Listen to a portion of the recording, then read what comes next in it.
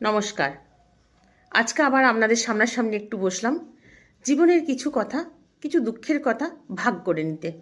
আচ্ছা বলুন তো, গরিব হওয়া কি খুব লজ্জাজনক, খুব অপরাধ? আমার মনে হয় হয়তো অপরাধ। আমার বাবা ছিল গরিব। না, জন্মসূত্রে নয়, তাকে তার রক্তের মানুষ করে দিল গরিব। আমার বাবা যখন 4 বছর বয়স তখন আমার দাদু মারা যান। আমার বাবারা দু ভাই। দাদু রাজবাড়িতে চাকরি করতেন, সেই সূত্রে অনেক জমি জায়গা বর্ধমান শহরের মতন জায়গায় কিনে গেছিলেন এবং দুটো বাড়ি। যেহেতু 4 বছর বয়সে দাদু মারা যান, আর তখনকার দিনে ছিল হাতে লেখা দলিল, তাহলে সমস্ত সম্পত্তির অধিকার হলো আমার জেঠুর। আমার বাবা কিন্তু বাবাকে চেনে না, মানে দাদুকে জানে না। সে দাদাকেই মনে করতো তার বাবা। সে বাবার মতন শ্রদ্ধা করতো, বাবার মতন ভক্তি করতো। যা করবে দাদা করবে, সেই ভক্তি, শ্রদ্ধা করা, বিশ্বাস করাটাই হয়ে গেছিল আমার বাবার কাল। আমার বাবাকে পাঠিয়ে দেওয়া হলো গ্রামের গলসিতে।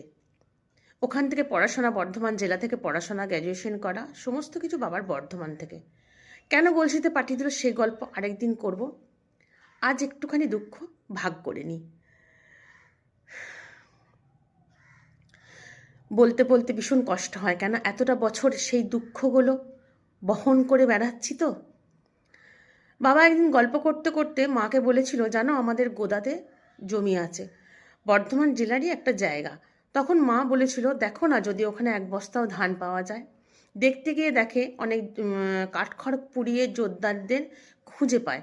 তখন বলে, আপনি ছোটবাবু, এই দেখুন আপনার দাদা কি করেছে, সমস্ত সম্পত্তি তার নামে করে দিয়েছে আপনি মৃত বলে, এবং সমস্ত সম্পত্তি বিক্রি করে দিয়েছে। ইউনিভার্সিটি, প্ল্যানেটোরিয়াম সব আমাদের জায়গা ছিল। তা ছোটোবেলায় যখন আমি কোনো আত্মীয় স্বজনদের বাড়ি যেতাম, নিজের লোকের একদম রক্তের মানুষদের কাছে, আমার চুলগুলো ছিল লাল। তা বলতো, কিরে বাটি সাবান মাখিস নাকি? আর কোনো বিয়েবাড়ি, কোনো অনুষ্ঠান হলে ফটো তোলার যদি সময় হতো, ছোট ছিলাম তো, পাশে যেয়ে দাঁড়াতাম। তা বড়লোক আত্মীয় স্বজনরা বলতো, সর সর, পাতলা কর পাতলা কর, সরে দাঁড়া। হ্যাঁ, স্বাচ্ছন্দ্যটা বুঝতে পারলাম। বাবা আমাকে ভালো বিয়ে দিয়েছে একজন আর্মি ছেলের সঙ্গে। অনেক রাজ্য ঘুরে বেরিয়েছি এবং সুস্বাচ্ছন্দ্য জিনিসপত্র কি সেটা তখনই বুঝেছি। এবং পড়াশোনা করা, গান শেখা তারপরেও করেছি। আগে বাবা গান শিখিয়েছিল, কষ্ট করেই করেছিল, গান, নাচ, আবৃত্তি সবই করিয়েছিল। কিন্তু তারপরে আবার করলাম এবং বড়লোক আত্মীয়দের মুখে মুখে জবাব দিতে শিখলাম। যাই হোক, আজকে একটু